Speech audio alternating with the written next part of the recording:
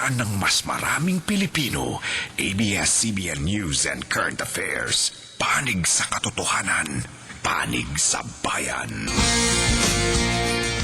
Karong adlaw sa maayong buntag, Mindanao. Lami ang Ilocano dish, atong tunan pagluto sa morning kusina. Og mga pamaagi sa pag-maximize sa inyong garden, sayron sa household tips.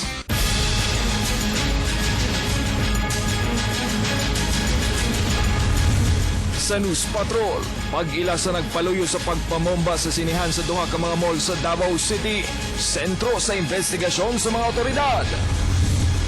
Ubang pasahero nga sakay sa nadaot nga Pala Express, nakaulit na sa Cebu City. Samtang flights paingon Zamboanga, ibalik na.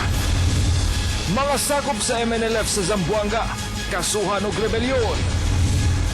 Og doktor, nadakpan sa bypass operation kuman makuhaan og gidudahang shabu.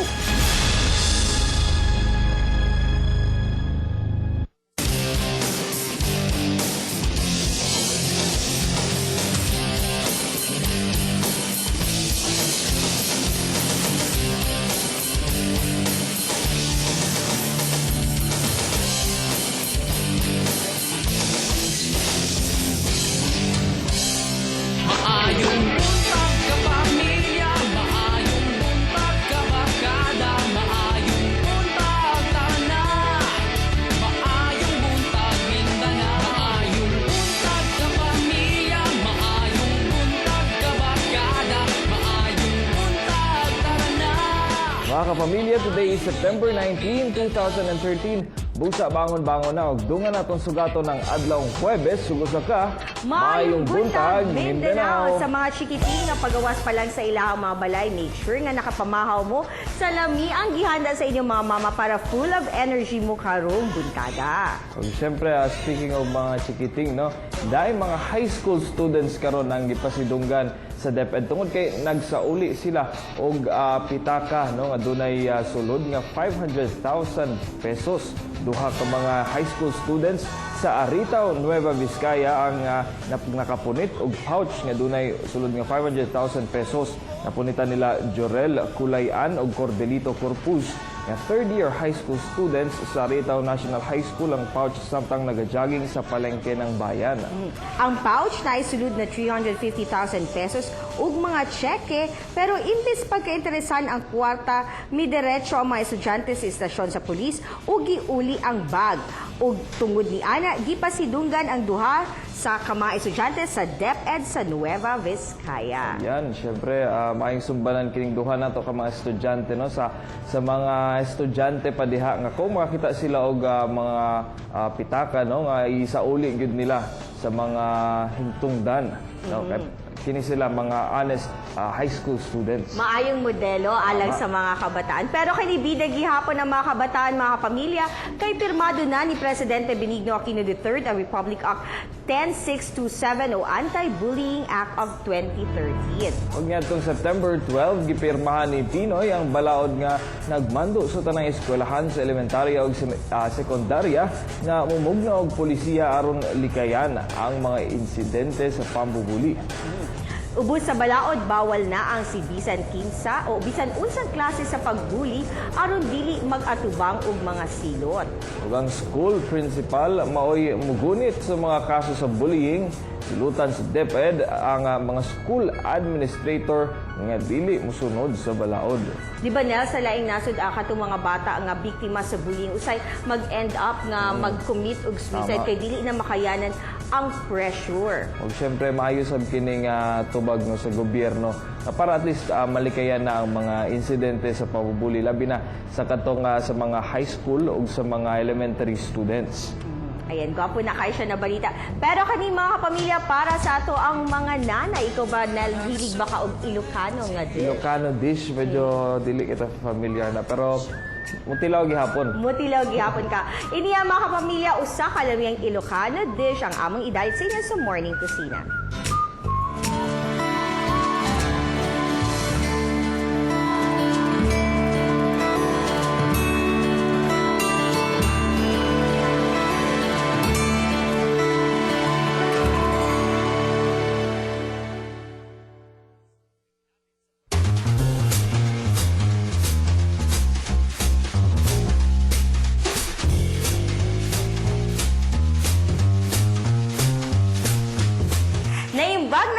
mga kapamilya o good morning sa Ilocano. Ayan.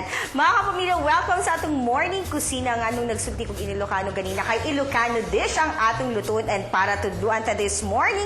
Syempre, kauban ako si Leber. Good morning. Good morning po, Si Ma'am Leber Sel. gikan sa kusina Ilocana. Ayan. Leber, unsa ba ang atong dish this morning? Mga atong lutuon karon nga buntag, ma'am. Ang ginatawag na mo siya sa Ilocano ni poke-poke po. Poke-poke. So, eggplant na recipe. Opo. Tama ba ko? Okay. So, ano yan na ang mga ingredients mga kapamilya sa poke-poke?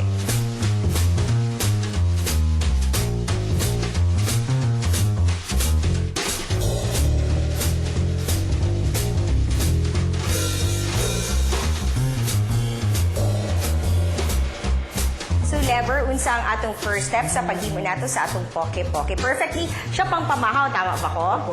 Okay, so unsa ang atong unang himon? Ang atong iuna karon ma'am maglunod, siyempre ang cooking oil. So, mag-isa ta sa ato ang mga Atong mga lamas. Opo.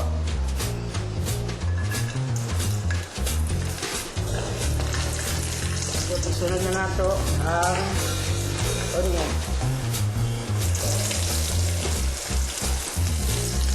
Tapos ang kamatis.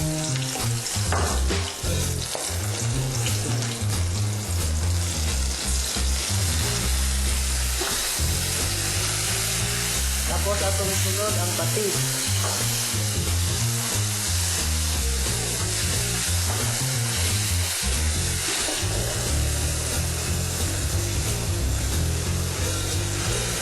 Tapos atong isunod ang inihaw na talong. Kinahanglan fresh gid ang ato ang talong nga ato Ang sa ibutang. press ma'am para healthy. Tapos mas lami gid siya ma'am pag press. Ang lasa, Opo. tama. And then kanina ang isa sa mga secret na ingredient, unsa ni siya Lever ang atong ibutang karon? Ang atong ibutang karon ang sukang Ilocano po. Sukang Ilocano. So pwede ba nina kung dili sila makapalit og sukang Ilocano, any ordinary nga suka na lang pwedeng gamiton? Pwede sa magamit o kasi ordinary na suka ma'am pero yung cane vinegar talaga po. Cane vinegar. Opo.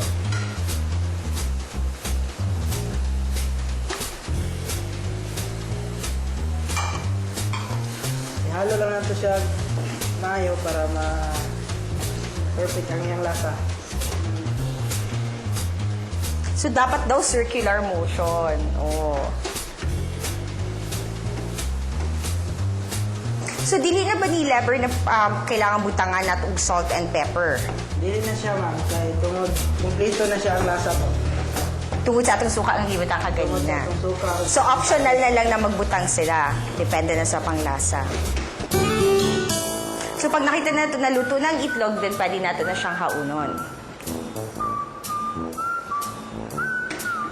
So ato lang dilawan mga kapamilya ang atong giluto na poke-poke. Lever, pila ba ang cost ang aning atong gihimo na recipe this morning? Gamay lang siya ang atong magasto sa atong giluto ngayon na puki-puki. 35 pesos lang po. Pwede na po tayong Good luto for? na good for 3 to 4 po. Ayan. Lamig kayang lasa mga pamilyahan, magsagol ang lasa sa eggplant and syempre ang ato ang suka nga gikan pa sa Ilocos. Thank you very much, Lever. So, barato na, simple lang himuon mga pamilya ang atong poke-poke dish nga perfect gid kaayo pampamahaw sa tibuok pamilya. Thank you, Lever. Thank you, Ayan sa imong Ma'am. pagtudlo sa atong isa ka Ilocano dish this morning. Ayan, gikan siya kusina Ilocana mga kapamilya. Daghang salamat sa imo, Lever. Salamat. Ayan, until mga kapamilya, our next cooking session din lang sa Morning Kusina.